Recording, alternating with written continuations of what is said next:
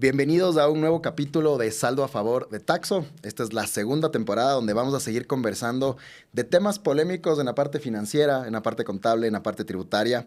Y hoy tengo el gusto de tenerte aquí con nosotros, Diego Lituma de Robalino. Es el director de todo un área de consultoría que tiene Robalino de la parte financiera, contable y tributaria. Y gracias por estar aquí, gracias por dedicarnos este tiempo de enseñar un poco a la gente cómo debe ir registrando ciertas cosas contables, ciertas cosas financieras y hablarlo en un idioma quizás no tan técnico para que gente que nos escucha, empresarios, emprendedores, contadores, podamos darles un poco de conocimiento y que podamos generar también un poco de polémica, ¿no? Y que nos pongan por ahí en los comentarios si es que están de acuerdo o no. Así que te presento formalmente. Muchas gracias por venir, Diego Lituma de Robalino.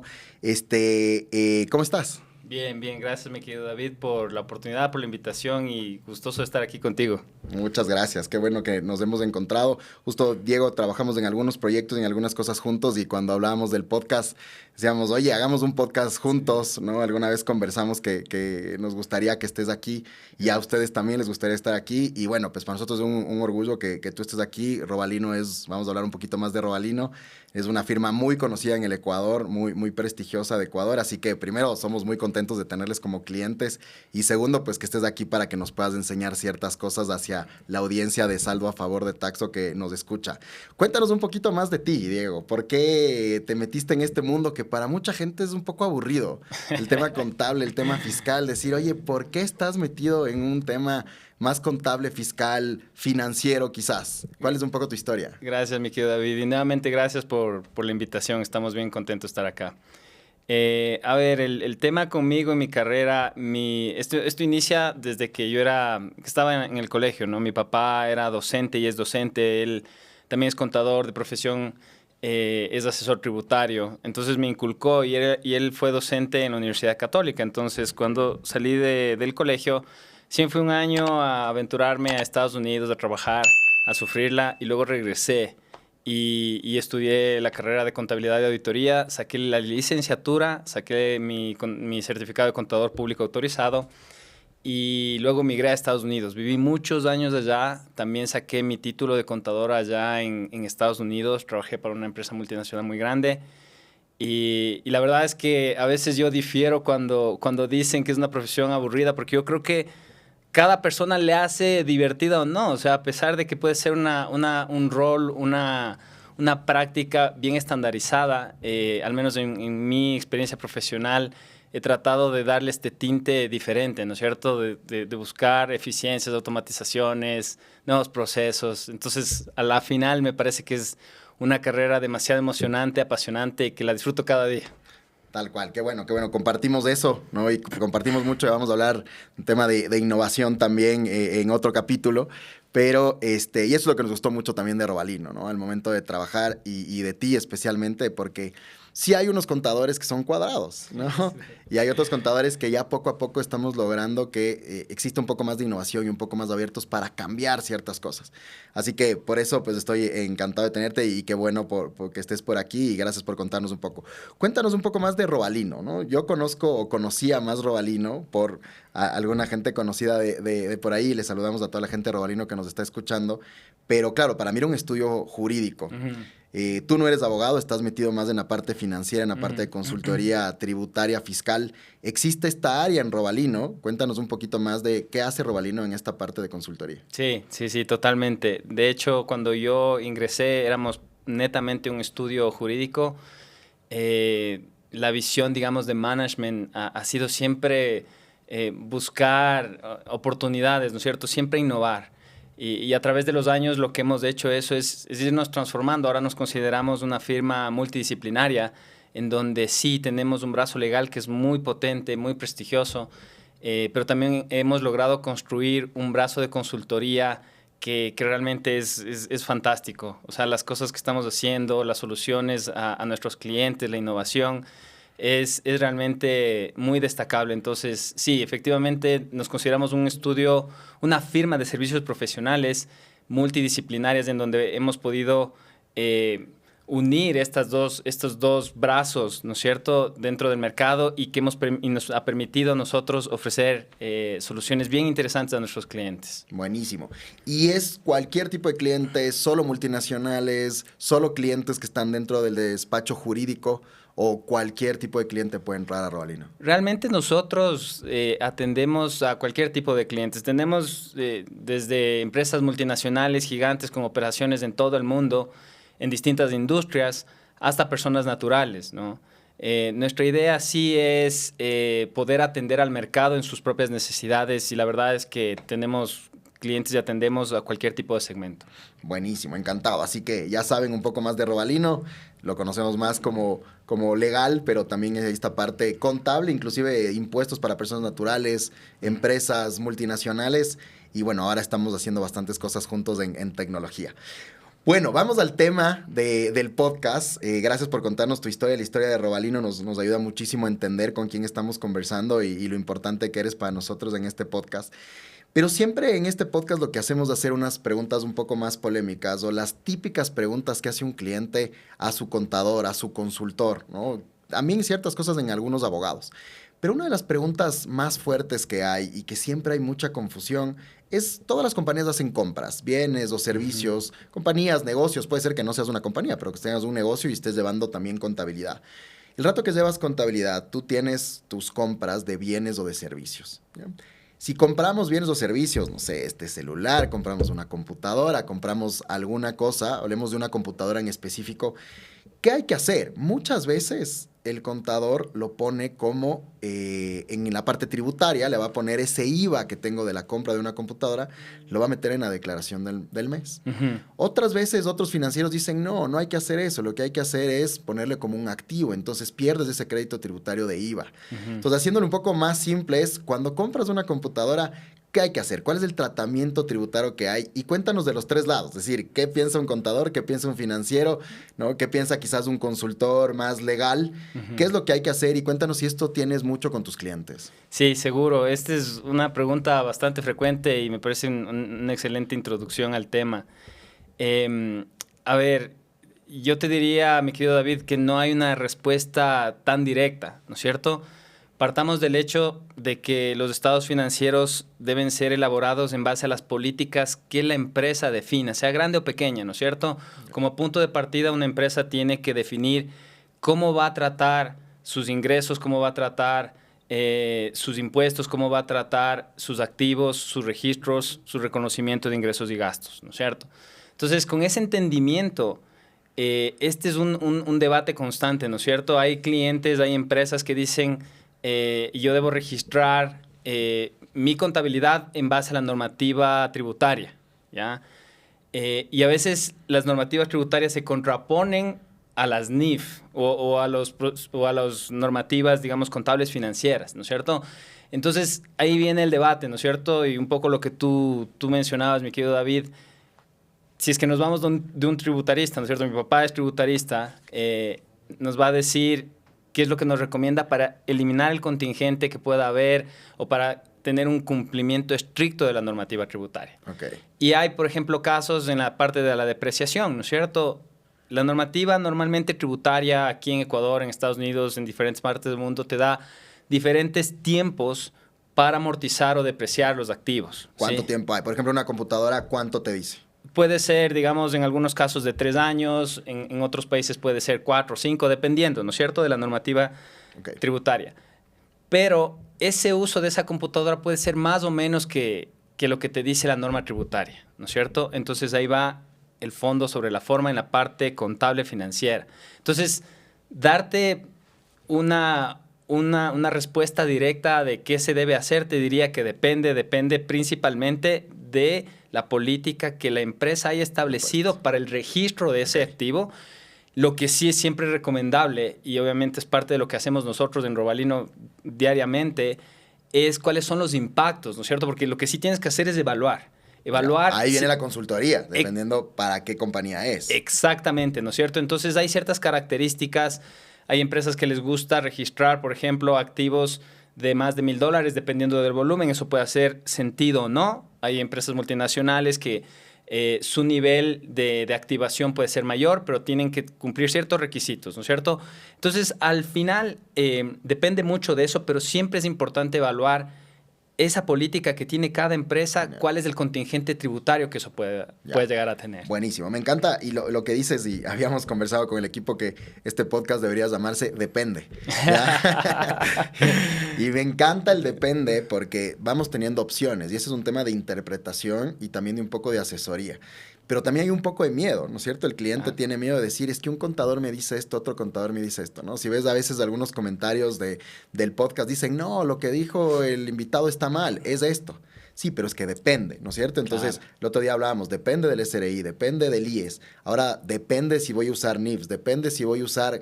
Depende de qué país estés también, ¿no? Correcto. Y depende de qué países lo tengas. Entonces, a la final, si yo compro y vamos con el caso puntual de la computadora, ¿no? Primero tengo que definir una estrategia. ¿Cuáles son las estrategias que puedo tomar en el tema? Uno que me contabas es, voy a registrar todo lo que sea mayor a $1,000 como activo. Supongamos que esa sea la estrategia. Si pongo todo lo que sea $1,000 como activo y este celular costó $900, lo voy a registrar como gasto. Y ahí sí tengo el crédito tributario. Hablemos un poco de ese crédito tributario o ponnos un ejemplo. ¿Cómo quisieras verlo? Y ahí ¿Cómo les explicamos mejor a la audiencia? Y ahí, mi querido David, tú pones algo bien picante que yo siempre, digamos, dentro de la firma lo que debemos aplicar es siempre criterio, ¿no es cierto? Porque a veces decimos $1,000 y algo de 999 no calza, ya va por otra ruta y en verdad uno tiene que entender, ¿no es cierto?, que está registrando. Pero más allá de eso, digamos que sea algo relevante. Es importante entender también que para activar, ¿no es cierto?, los consumos en bienes, debe tener ciertos criterios para poder activar. Y uno de los más importantes es el uso, ¿no es cierto? Si es que el uso del celular, yo anticipo que va a ser menos de un año, normalmente lo que hacen las empresas dentro de sus políticas contables es decir, ok, eso sí va directo al gasto porque no tengo un uso, digamos, posterior en periodos subsecuentes de esa compra que estoy haciendo. Lo otro también es cierto, o sea, si es que ese activo que yo estoy comprando, ¿no es cierto? En mi caso, digamos, tengo un celular, me encanta la tecnología, pero no necesariamente lo cambio cada año, puede ser cada 2 o cada 3. Entonces, lo que debe tratar la política financiera contable es de capturar esa realidad y ahí aplicar.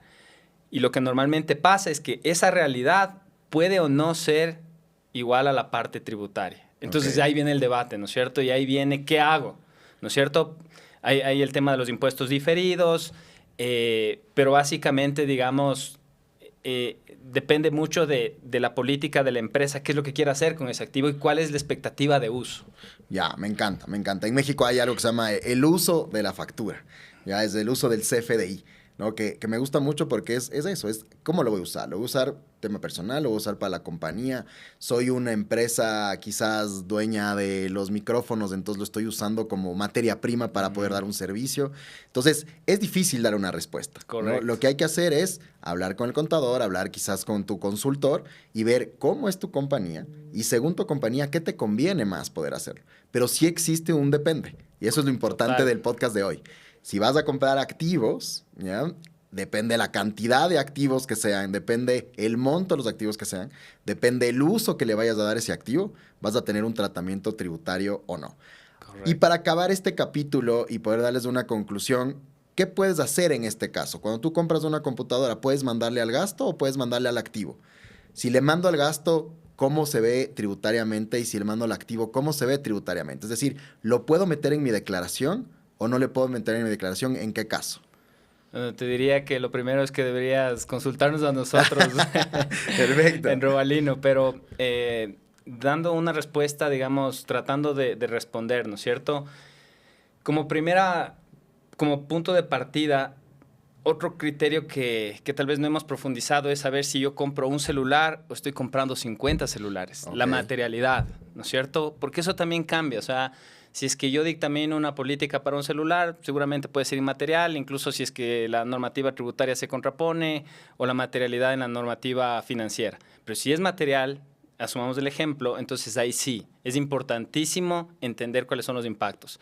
Si es que tú consideras que eso es un gasto, obviamente eso vas a utilizarlo como crédito tributario, ¿no es cierto? Y lo vas a recuperar inmediatamente a través de la declaración. Si es que lo activas, eso lo vas a ver reflejado en el tiempo. Y también ahí depende de cuál es la política contable. Hay empresas que dicen, voy a activar todo, entonces activas también el IVA.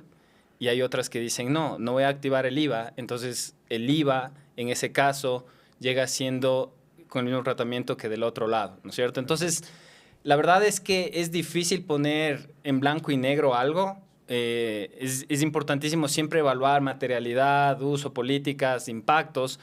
Y por eso, digamos, estamos en Robalino para apoyarles con estos temas, especialmente si son materiales, ¿no? Que esa es la idea. Eso es de lo esto. importante. Correcto. Genial, excelente. Entonces está súper claro, vamos a ponerlo como gasto, lo vamos a poner activo y pues no hay una respuesta. Hay que analizar y depende de todas las cosas que hemos hablado el día de hoy. Y por último, hoy están saliendo muchas compañías, o por lo menos están empezando a haber compañías, más de un tema de arrendamiento, más de un tema de leasing también de computadoras, ¿no? El tema virtual hizo ahora que ya no tenga mucha gente oficina, y cuando no tienes oficina, muchas de las empresas les dan computadores, les dan celulares quizás a los vendedores, ciertos temas, pero normalmente financieros te recomiendan, oye, no compres la computadora.